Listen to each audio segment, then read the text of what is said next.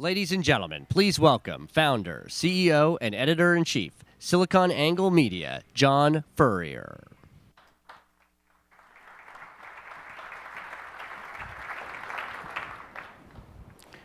Okay, hello everyone. We have a great customer panel here to talk about the industrial internet, the benefits, the business outcomes. So I'd like to welcome them up right now. CEO of GE, Jeff, come on up. Michael Borowicz, EVP and CTO of Apache. Sonia Indrabot, CIO and Senior Vice President of Statoil. Jim Compton, Vice Chairman and Chief Revenue Officer of United. Terry Donnelly, EVP, Chief Operating Officer of ComEd in Chicago. And Dr. Peg Van Brie, CEO of St. Luke's Medical Center. Hey, Peg. Welcome to this great panel. Good. Thanks. Hey. Great distinguished panel here of some senior tech athletes, as we say, in the tech business, and it's been fun to cover the big data business because watching the evolution of cloud, mobile, and social, and now with big data, hearing the transformation stories is fantastic. And one of the things that I always get interested in is seeing kind of the hype versus the reality. And one of the things that we see here with GE is they have the sizzle and the steak. So congratulations to you, Jeff, and your team. Great work. So the first question, Jeff, I want to ask you, how did you put this all together? You have customers that we're going to hear from shortly. How did you get your people to mobilize around big data? It's not so much of a clear vision a few years ago. Now it's playing out in real time. We heard Florian talk about big data. The next Billy Bean, the next tech athlete, that person that could be in the organization, could be anyone, not just a PhD. How did you put it all together? Share your... So again, I'd say we've been working on this more or less inside the company for the last 5 years. The notion really comes out of, I think the company is reasonably market focused for a big company. We spend a lot of time thinking about what our customers are saying and what they need. And we have this incredible legacy of installed base, and our products are used in, many hazardous settings. So, 30,000 feet above the sea and 15,000 feet below the sea, we run the gamut. So I think this notion of asset optimization, enterprise optimization, has been kicking around the company for maybe a decade, maybe longer. And I think we kind of slowly saw that the analytical piece was going to be as valuable as the physical piece. And that's probably 4 or 5 years ago. And then we went through a process inside the company of thinking about make versus buy. Do you acquire an analytical company, or do you acquire people? And I think we kind of convinced ourselves that maybe it will take longer, but we'd be better off trying to get talent inside the company and build it organically versus building it inorganically. So we spent probably 6 or 9 months going through this process of how could we build it the best. And so probably before last year when we started talking about it externally, we'd been working on it 3 or 4 years already inside the company.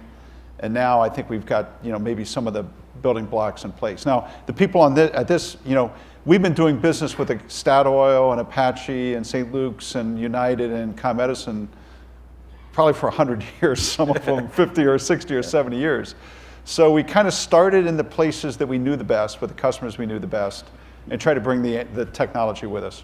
You always talk about the backlog and its business is good, but I want to go to Mike. You were talking earlier about some numbers. So let's get to the business outcomes. Let's talk about process improvement.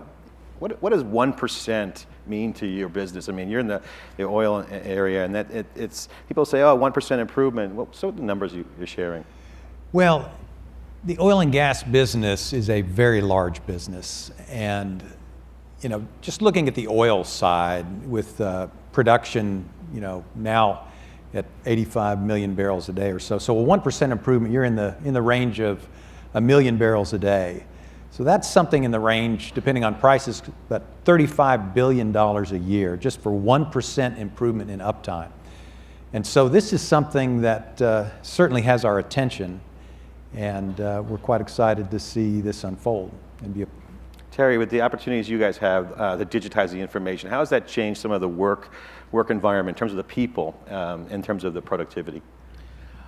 Well, as you know, ComEd is a major utility in the U.S. We serve about 4 million customers off the Chicagoland area. And in terms of big iron, we love big iron as well. And the power grid is probably the biggest type of iron grid around. So what we've been doing is deploying technology on our grid, digitizing, for example, our substations. We have thousands of substations across, and what we're doing is proving, for our focus, is what kind of OpEx savings can we get from the digitization, putting sensors, algorithms onto our substations. And what we've seen in some of the early analysis is about a 38% reduction in sort of inspection tasks on a substation. And when you multiply that by thousands and thousands of substations across the country, you can see the kind of opportunity you're developing. Also, what we've found is, our IT department, our engineers, and our field personnel are working a lot closer together. We need field personnel using mobile data, entering readings in real time, so we can monitor that remotely.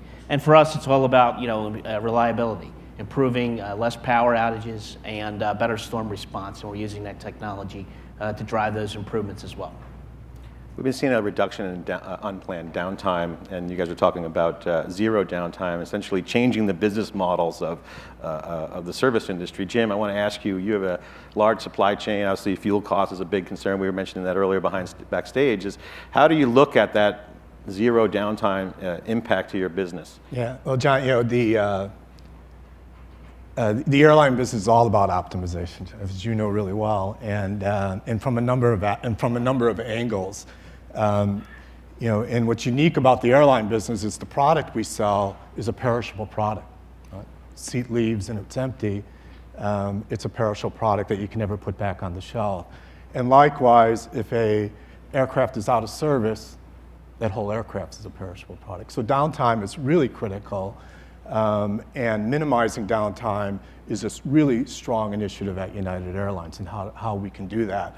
And some of the things that we're talking about today in terms of the data is one of those opportunities for us to drive that downtime. So it's critical to us. On the area of fuel, our largest operating cost is fuel. And so that 1% that you asked Michael about, John, for a dollar change in the barrel of oil is $100 million in expense to United Airlines, right? And so the ability to be efficient and to optimize the routings and so forth, minimize that downtime is critical. So Chad, sounds like these are big numbers. I mean, billions. Are the analysts getting the total available market a little bit smaller than it really actually is? I mean, is it how many trillion? John, I think this will come with time. In other words, I think this industry grew up around social media. And so, the ubiquitous nature of Facebook, and we were talking about Twitter this morning. And in social media, it's great, but it's all about the ubiquitous nature. I think what we try to convey here is that small changes in the world we all live in are amazing, right? So I'd say that's what people are starting to get a handle on is how even small changes make a big difference. The other thing I would throw in, you're in a business that's all about words and how you describe things. I think what's hardest for maybe any CEO or any leader is how do you explain things at a level that various people can relate to. And so the industrial internet is a great banner to attract partners, to attract the industry, to say, look, this is a big deal, but it doesn't mean anything to our customers. No unplanned downtime means something to a GE person, a service engineer, a customer. And so I think one of the tricks for these big initiatives is how to tell a big story and a small story at the same time.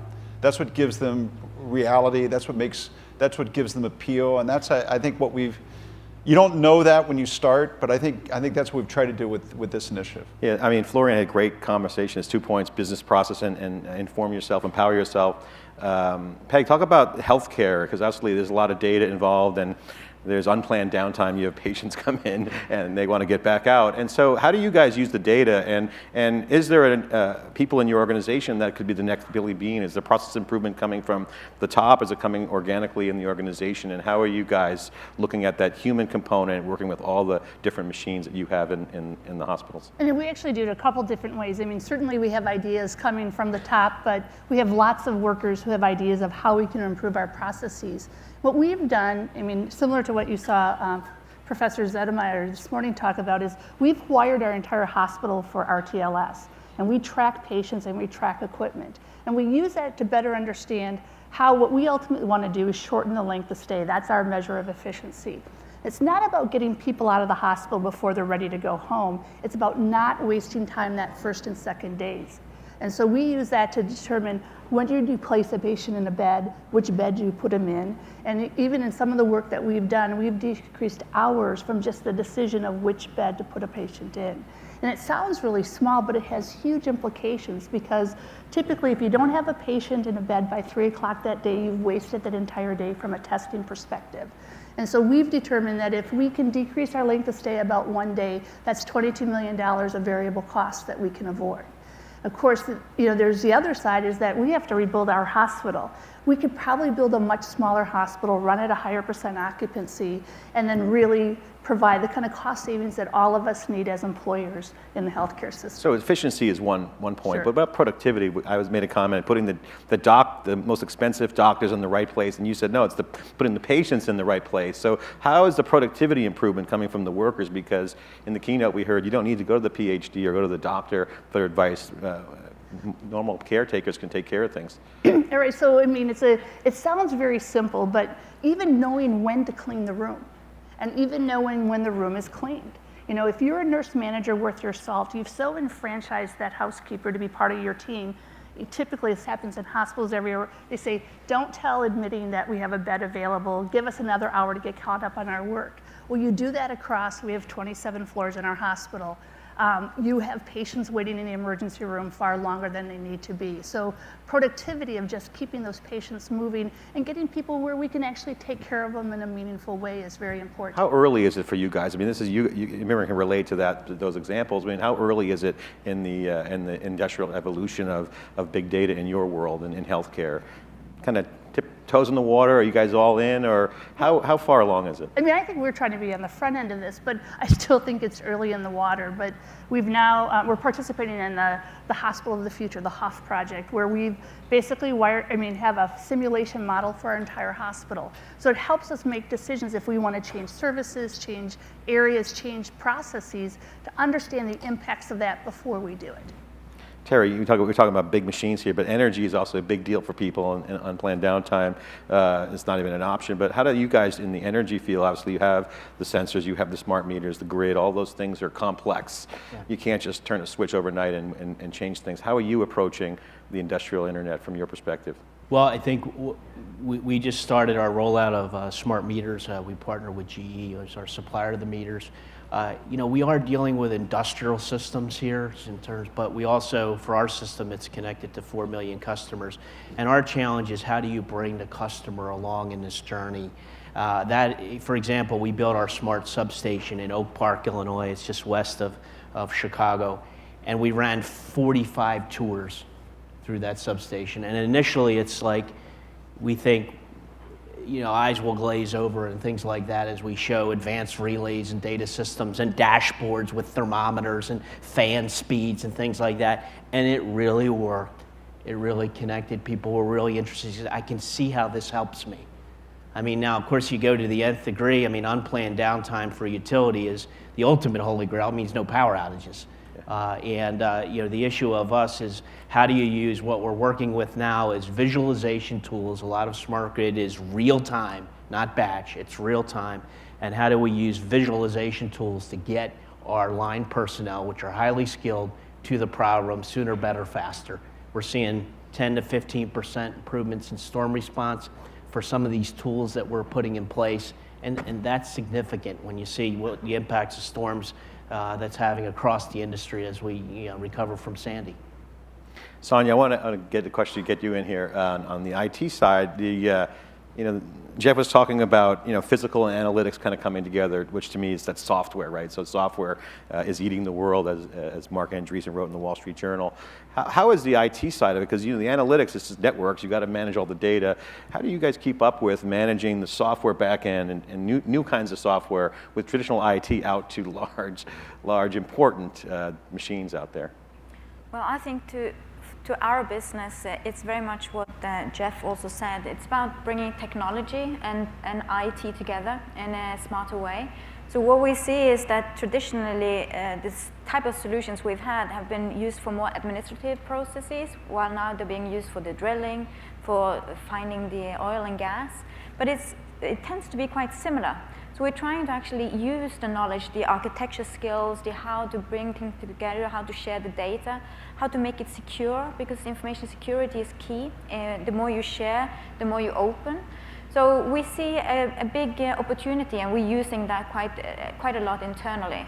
So it's a kind of a shift, and I think it's all about ensuring that you're able to join the two worlds in a more efficient way. So on the efficiency side, how does that relate back to some CapEx reduction or operating cost reductions? How are you guys taking that efficiency there? Well, we've seen from our side, we have offshore fields, and it's very expensive to send people out there. So what we've done is we've used the sensor data, and we monitor onshore. So we're able to have expertise sitting in one shared center that can leverage all the offshore fields. And that means that we can actually bring the problem to the people instead of the people to the problem. And that's extremely more efficient, and it makes it also more reliable for everyone involved. And we're actually trying to do a similar thing now with environment, because we're very much linked to having, producing within a climate and areas where the environment is very fragile. So what we're doing, instead of just overseeing what's the production is going on, we're actually overseeing the subsea environment, like the marine life. And we're using new sensor technologies to monitor clams to see if they're healthy. So then we can, in real time, also see what our operation is actually doing in that area.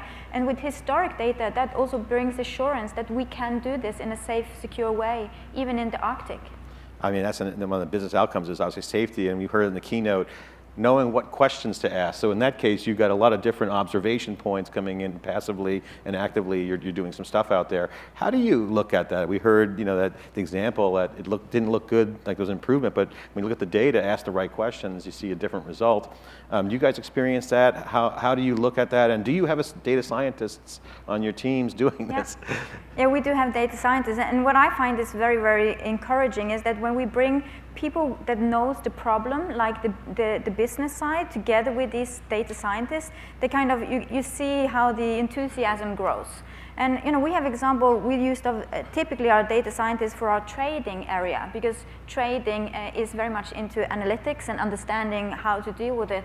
And now you can more or less use that kind of expertise also within other areas. So it is important to have, I think mathematicians are going to be one of the key assets going forward. Sonia, how will the role of this CIO change? I mean, I bet everybody in the room here today who runs an industrial company thinks about their own IT department, and how is that going to Well, I think the CIO role is very important to be a strategic role for the company and not an operational role. So it's not about keeping the lights on, but it's actually finding the opportunities. So what I see the big change is that I can come with a skill set that says something about how do you actually leverage what you're trying to achieve into solutions that are known to be working within an integrated environment, because you already have solutions and you want to integrate more. So this is about being very close to the business line, understanding what are the key issues, and then being able to develop new solutions together, and not just being as kind of a separate area that works on its own. Something, John, I'd follow up on, just that Florian said, and was part of your question, is we had to retrain the GE leadership team in terms of how to do business reviews and how to ask questions. I'm a 30-year GE guy. I used to run this business. I can sit down and have a CT review with the best of them. I've learned BOPs, I can do pretty well. On analytics and software, we had to retrain the leadership team, who basically were big iron guys, And we had Bill and his team come in front of my leadership team and kind of go through, okay, here are the 10 questions you ask when you're doing a review. And so we all have to relearn stuff. Don't be too proud. I mean, I think we've kind of gone through a retraining process at the top of the company in terms of how do you know enough about analytics? How can you ask the right questions? Well, that's a good point. Organizationally, I mean, with social media you mentioned, people are now connected with mobile devices. Everyone has a voice. Everyone has something to say. So you technically have to listen to all the employees as they speak, and they could challenge you on product and be the next Billy Bean. So it's going to require some different thinking. So from a process kind of management reorganization, anyone want to jump in and share observations anecdotally, what you've seen? It's still early, but like it requires a new mindset mindset in terms of how you manage? Now we heard that challenge laid out earlier. So, I mean, anyone want to share anything about how they're handling the people capital, the human capital side of their business? Well, I think what's important to actually embrace is that it's the time of asking questions. It's the time of actually being curious of how can we actually do it differently. Because if we're just linearly going the path we've done from the last 10 years, we're not going to get to a better place. So I think it counts for all roles in the whole organization, is to kind of have the courage to ask the questions, you know, is there a better way? And that goes from the business side, asking different questions, but also from the IT side, understanding it differently. So I think it's a big change in the way we work. Jim, how about you guys? Jim, you have Jonathan, United's legacy, supply chain, you've got a lot of moving parts. Yeah, you know, we're actually finding, you know, a great thirst to, you know, and it's probably, you know, I believe it's probably driven from, you know, the commercial side of the house has lived on a lot of these, you know, data issues and things, and people in their personal lives, to your point about social media and things like that. So there's a little bit less of the unknown. And so that, you know, for instance, we're introducing the 787 this past year, and that required, that airplane is not evolutionary, it's actually revolutionary, both from the airplane and the Gen X engine that GE has provided for us and that. But your technicians, there's a great thirst, right? Because this is information that makes them more productive, makes them be more proactive. Bi-directional, too. And so we're actually kind of jumping on that, right? That there's a great thirst from the people that are working on these with their hands on them and so forth. And I think a lot of that is that we've grown over the years kind of with technology. Can you give an example of some process improvement you guys recently implemented as a result of big Well, I data? think, you know, the 787's launch has not had its problems. And, you know, and that airplane, for instance, you know, if you went back to the 777, has 100 software loadable parts, for lack of a better word. The 787 has 300, and it's sending off 28 times the amount of information than a 777 did. But because of that information, we've already done 2 significant mods to the airplane that has significantly improved the reliability, that significantly is get back to my earlier comments of how do you reduce downtime, right? So very much we're seeing that right at the beginning as this new technology rolls out.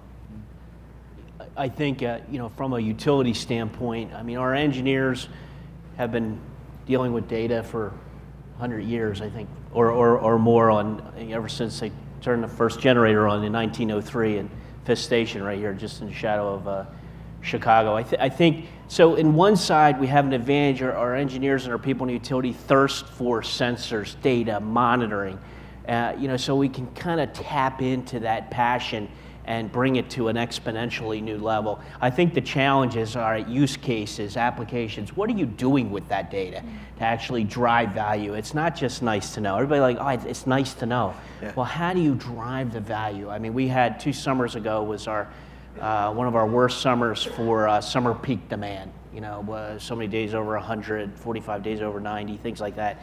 And what we saw is we installed advanced monitoring on all our big transformers. These are really big transformers and substations. They could black out a whole area if they fail. And these are like continuous monitoring. It's like a continuous monitoring of blood test in your body where they're telling you your cholesterol level, so to speak. But they're giving you your gas levels and all. But it's on a continuous basis. And we're getting that data remotely. We're able to. It's kind of like a Fitbit, right? You know what's going on. Tap to you permanently, you know? And we're getting these readings, gas readings and transformers, temperatures, you know, those types of things. And we were able to intervene fan speeds, fans cool transformers. We were able to intervene in 9 cases when it was close to 100 degrees. Intervene in 9 cases of large transformers to prevent failure. We were able to like derate them, get them under control. Every one of them, if they failed, you're looking at $7 million, 2 weeks of round-the-clock work, not to mention the potential outage you would have. So we had a real, and what we have to do as a company is make heroes and stories of this and how glamorous that is in preventing the thing that didn't happen. You know, we're always good in the utility of, you know, war stories and reacting to the big emergencies. And culturally we are, you know, storm, let's go to the scene of the battle. What we really need to do is make heroes of prevention. And I think that's the challenge. You're trying to shift the culture where you can then say it's not just nice to know for sensors, it's how you use it for value, how you use it for prevention. Great. I would say one of the huge opportunities is that you can get information across a lot of parties and be very transparent. You know, in healthcare, it's really about how do we partner with our physicians and other staff to improve processes. And all of a sudden, we're data rich and information rich in ways that we've never been before. And I think that has been really empowering. And so you can, when you're looking at patient flow, decide where are your bottlenecks, what are the opportunities, and you really go from this kind of emotional, one-off story to what is our trend, and so what do we want to do about that to change it, and really go back towards, I think as we heard again this morning, changing our processes so we can avoid it in the future. I'm really bullish on this area in the industrial internet vision. I was mentioning earlier, I'm from a disclosure standpoint, I'm sold on it. The edge of the network, you see Intel and Cisco here, folks, that's all they talk about. The edge is people, is machines. So great vision, I'm drinking the Kool-Aid. But there's naysayers out there, so let's talk about that. I want to talk about the naysayers, because everyone in this room understands, and we're talking about the business benefits from senior leaders in the industry, captains of industry.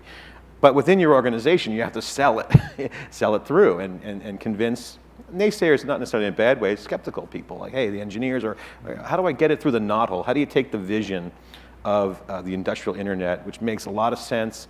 There's business benefits, it's not just sizzle, it's the steak as well. How do you sell it through, guys? So let's just go through this and discuss it, because that's a big point that comes up in the crowd. Hey, I love it, I want to get data scientists. How do I get my organization, how do you sell it through? How do you make it happen? Well, I promise I wouldn't go down the line, but this is one I want to go down the line. Sure. I saw an article in the newspaper, and it talked about this man that lived to be 100 years old. And they said, well, how did you live to be 100? What did you do that was different than other people? He said, well, when there was some worrying that needed to be done, I always thought I'd let the other feller do it. And I think what we see here is the opportunity to let software and sensors do a little of the worrying for us. And I do think that there is a thirst for this, but I think as people see, my goodness, this is a huge benefit. It allows me to rest easier at night and get a career advancement too. People look at it and say, hey, there's an opportunity to personally grow as well as contribute to a team. I think so. In fact, in meeting young people that come to our organization, often I hear people saying, I want to make a difference. I want to, make a mark. I want to do something significant. And this area really is, I think we're at the toe in the water stage. We have a great opportunity here for someone to make a difference, and we are going to see the next. How did you get by that? Is there an example we've had a naysayer in your organization? People that are supposed to raise their hand and kind of put the brakes on. How did you get through that? Well, I think certainly we're working through those kinds of issues now, but I think it's again selling the upside of saying, look, do you want to be in the pudding? Proof's in the pudding. Do you want to be worrying about this every day, or do you want software and machines? And we've already had some success cases to help us with that. In fact, down in Australia, we've seen fairly modest, about $500,000 savings, but it's a Terry start. and Jim, you're going like this. You've had some naysayers. Well, I think naysayers abound in any transformation. I would like to say that the Chicago baseball teams needed a little bit of Moneyball. But I think there's technical constraints and things like sensors, and I think we heard Jeff in your opening about sensors at the bottom of the ocean working in harshest environment. We're just trying to get them to work in an underground vault or on poles, and and they need, the issue for us is, what about when the power's out? So what happens with all the sensors and things like that, and trying to work through the technical issues, and you really have to plow through that and get the folks. So lead by example. Journey to yes versus a journey to no. It's a mindset that we're looking to do. And from a customer standpoint, I think we've all read articles and around smart meters and data privacy, just spying on customers and things like that. This is really around our smart meter deployment is just begun. And we're making a tremendous investment to deliver customer value. How does customers get value with this? And a lot of it is around simple things like what has really resonated is outage detection. You know, it really has resonated, meaning you have to call us now to report an outage, and smart meters ultimately will tie us, automatically let us know when your power's out. You don't have to be home, and we'll communicate with you on that, even though you're not here, and we'll know when you're restored, and we'll eliminate truck rolls. And what you get is like, man, I get that. You know, so it starts that's been helpful. Jim, talk about your transformation experiences with this, moving this through the organization. Yeah, you know, John. So I think before I think the naysayers that I see, it's almost too strong a word. They actually had really good input, right? Because and Terry touched on some of the challenges. There's a lot of data coming at folks, and I think to a large extent, in a lot of things that we're looking at, we're actually caching that data. Right, and which means that you're going back to analyze the data. So there's a latency effect that I think Terry was alluding to earlier. And so generally, sometimes the naysayers raising an issue, right? Hey, that's nice, but I have a legacy system here that's tied to a supply chain that a part of an aircraft may not be in the right spot, even though you're telling me proactively and things like that. And so I think there's, I think a lot of. To me, it's more people are defining some of the other issues around it in order to optimize what we're trying to do, and it's actually added some value to it. And I see that more through the organization. So time to value drives a lot of the transitions over from crossing the chasm, so to speak. Yeah. Okay. Well, the thing I want to talk about next is, strategically looking at the opportunity of real time or on time. In your case, I want to ask you guys, what's the most amazing thing that you've done or seen in your organization that surprised you around big data, that you can point to? And very quickly, I want to go back down the line because there's such great panelists here. We'll start with Jeff. Just something that surprised, that was amazing, that big data or the connected internet has done for your organization. Do you want me to start? Yeah, go ahead. Nick. Well, I just think it's incredibly empowering just how one project can have offshoots in many others. I mean, in terms of just the organizational capabilities, but the confidence to look at that. And, we've seen some really dramatic improvements in our throughput, but also dramatic learnings in terms of how do we operate as a company and what other things do we have to change about our culture in order to really, I think, optimize what we have in place. I think, maybe these can be boring examples, I don't know, but we as a utility, we've made the transition, which I was most heartened by, in our control rooms.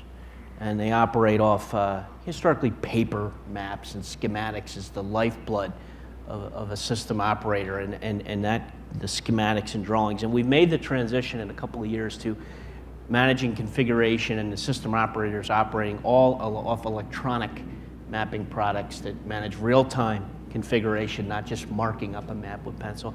And this was an organic transformation, and so it was very impressive how, I don't think we can underestimate, there's a lot of folks in our organization so real who change. want to make this change. That's so real. And you just got to tap into it. Now they're off the paper maps.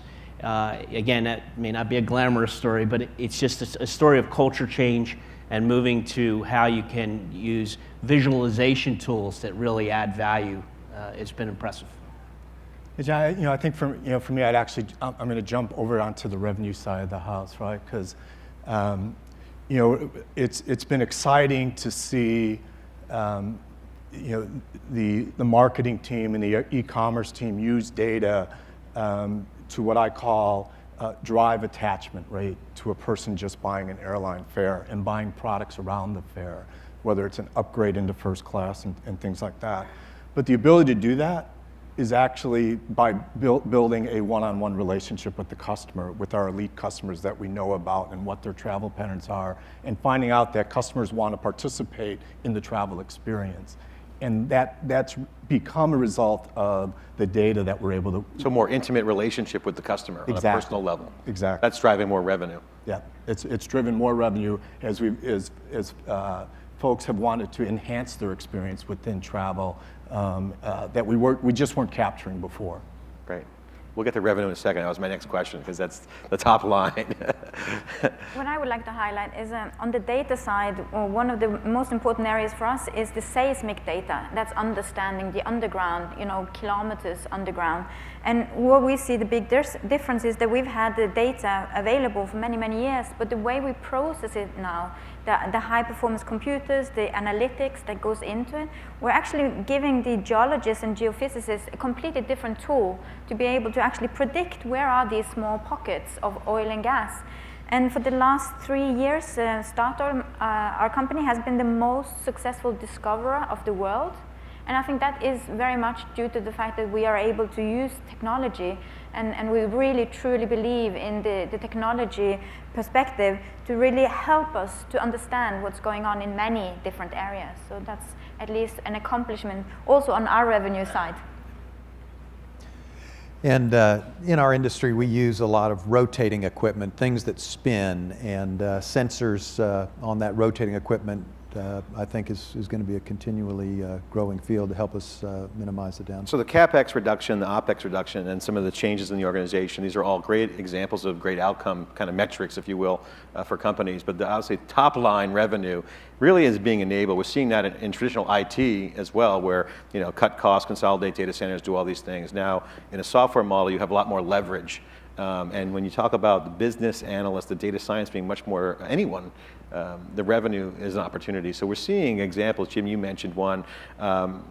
Can you guys talk about how the top of the business, in terms of revenue, service revenue, or product revenue, is increased because of the efficiencies? And we'll start with Meg. We'll start with you, because we got to get the hospitals in there, and because Sure. that's. So as part of our work, we've done realignment of our OR schedules and our cath labs schedules. And it's, for the first time, really allowed us to bring in additional business. Because we have greater efficiency, we kind of smoothed out the peaks and valleys so we can staff more on a consistent basis. So we've seen absolute opportunity. Is the IT involved in that and in your organization, or is it more the business driver, the strategic aspect of that? How are you guys looking at that? We look at it really from, certainly ORs and cath labs are kind of like the engines of hospitals. And so you have to have as much throughput as you possibly can. But traditionally in hospitals, how you assign who has time is based upon how long you've been there and what kind of historical rights you've had.